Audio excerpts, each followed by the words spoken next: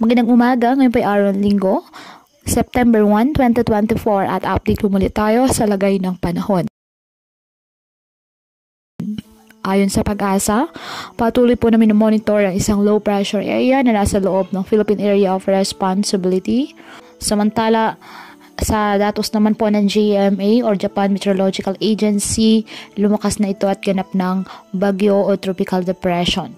At sakaling maging ganap na bagyo rin ito para sa Pag-asa ay papangalan itong Inteng. Southwest monsoon naman ang nakakaapekto sa western section ng Southern Luzon, Visayas at Mindanao.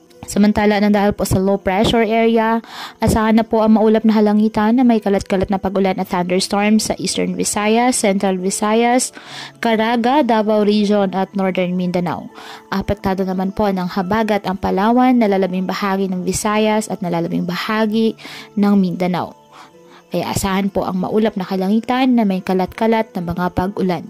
Habang ang Metro Manila at nalalabing bahagi ng Luzon ay apektado po ng mga localized thunderstorms.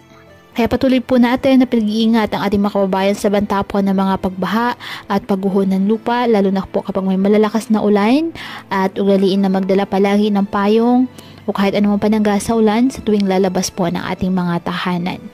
At yan po muna ang update sa lagay ng panahon ngayong araw. Muli patuloy po tayo na mag-ingat at palaging tandaan, God loves you. Stay safe and God bless.